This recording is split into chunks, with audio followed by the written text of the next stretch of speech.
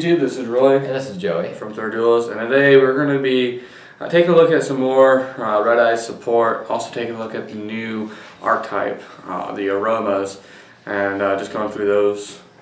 Yeah, I'll get it started. I'll talk about the Red Eye stuff. As you know, I've said it numerous times, I really want to make this deck. It looks like it's going to be a lot of fun. So the first card is going to be Red Eye's Flare Metal Dragon. It's a Dark Dragon XC. It's rank 7 generic, and it's got 2800 attack and 2400 defense. So this card has 3 effects, and they're all really good. So the first one is, while it has exceeded material, can't be destroyed by card effects. So that's pretty good, especially with 2000 attack. Yeah, I mean, that's a really good effect. Number 2, while this card has exceeded material, inflict 500 damage to your opponent each time they activate a card or effect. Now, I don't think I need to explain how good that is. You're making them pay to just play the game. Especially once you get late game and they don't have much left. You'd be like, I summon this, you can only activate 2 cards or you die. Like, things like that. It'd just be really, really powerful. And the last effect is also just as good. It is once per turn, during either player's turn, you can attach 1 exceeded material from this card and target 1 Red Eyes normal monster in your graveyard and special summon it. Now, what I think is really important about this, that I haven't really heard anyone talk about, is it says during either player's turn, which means if this card ever is going to die, you can just chain and get a Red Eyes back for free. Yeah.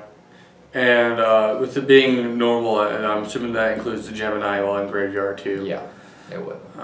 Which that's pretty good. This feel like it's going to be really annoying, but for the Red Eyes, yeah, it's amazing. Like, this thing is really good. Yeah, I see myself playing 2 of them just because it's really that good, and you have plenty of extra deck space. Because I mean, you can make 7s, you can make fusions. I mean, you can make 6s, but don't really make them a whole lot. And there's only a few good 7s, including this one, which is Dragosec, Big Eye, and Master of Blades. And even if you like play 2 Big Eye, 2 Dragosec, and 2 of this, and a Master of Blade, that's only half your extra deck. Still have a bunch of room for fusions and. So a card on the whole, like even if you're not playing it in Red Eyes, so this is generic to level 7. It's still a pretty good effect. It can't be destroyed by card effects, and your opponent takes 500 each time they try to activate anything. Yeah, it's a really good generic 7. It really is. But it's even more amazing in the Red Eyes Archetype. Yeah, of course. Anyway, the next card is I'm actually more excited for, which kind of is ridiculous, but it's called Black Metal Dragon. It's a level 1 Dark Dragon that has 600 attack and 600 defense. And it has 2 effects. It says, you can target 1 Red Eyes monster you control, equip this card from your hand or side of the field to that target, it gains 600 attack. Now that effect, I mean, it's okay, but that's not what you're going to use this for. The other effect is what you're going to use it for. It says, if this card is sent from the field to the graveyard, you can add 1 Red Eyes card from your deck to your hand. A searcher. Yeah. Like, I'm so happy. I can search Fusion, I can search Monster Reborn, like, I can search whatever I want. I can search Egg, the special from deck. It's just such a good effect, and being it, like, that makes its other effect really good, because instead of just having to set it and hope it dies, you'd be like, attach, and then when your thing dies, it goes and you get its effect, and it does. It's just really, really good card. Yeah, that's especially if you equip it to Red Eyes Flare Metal Dragon, because then you're looking at 3400, can't be destroyed by card effects. That's just wow. And if you equip it to the fusion, you're getting a 3800 Armades. Yeah, that's wow. Yeah, but this card is something I really, really like. I will definitely play 3 of these. I would play more if I could, because searching is fun. So that's all we really have to say about the Red Eye stuff. We're super excited for it. It's really good. Yeah.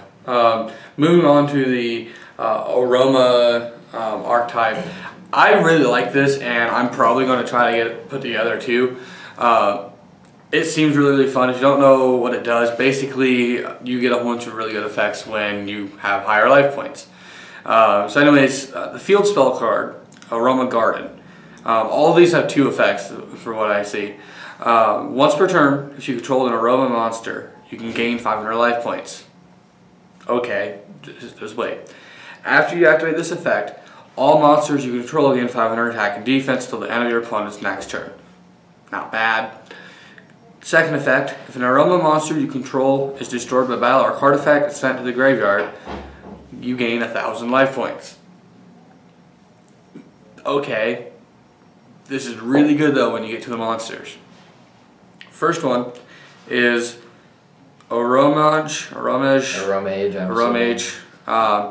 Jasmine.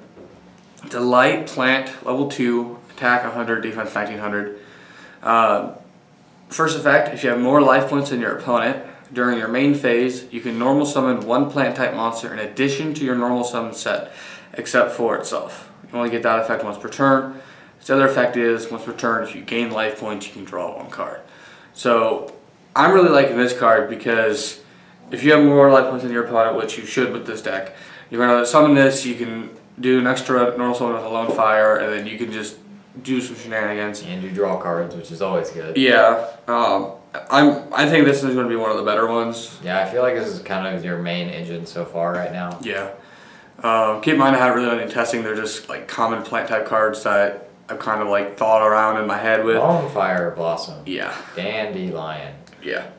The next one is Aromage Bergamot. Fire, plant, level 6, attack 2400, defense 1800. If your life points is higher than your opponent's, all plant type monsters you control inflict piercing battle damage. Pretty good. Once per turn, if you gain life points, this card gains 1000 attack and defense till the end of your opponent's turn. If you get this to go off, you have 3400 B-Stick that can inflict piercing. The only downside, I guess, is it's a level 6, but you can get it out with Lone Fire. And you have an extra normal summon. And you have an extra normal summon too.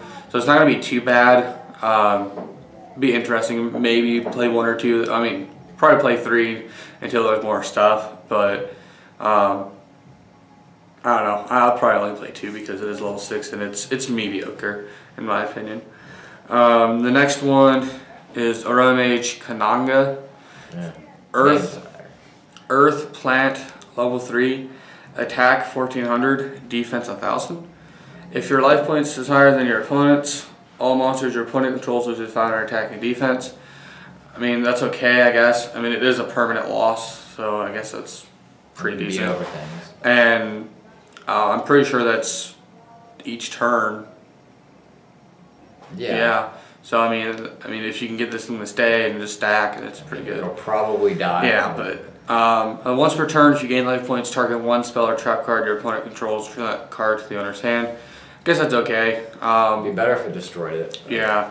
I'm just glad it's not target one face down because those are really annoying because it's usually the face up that I want to get rid of. Like the Vanity's Emptiness. Yeah.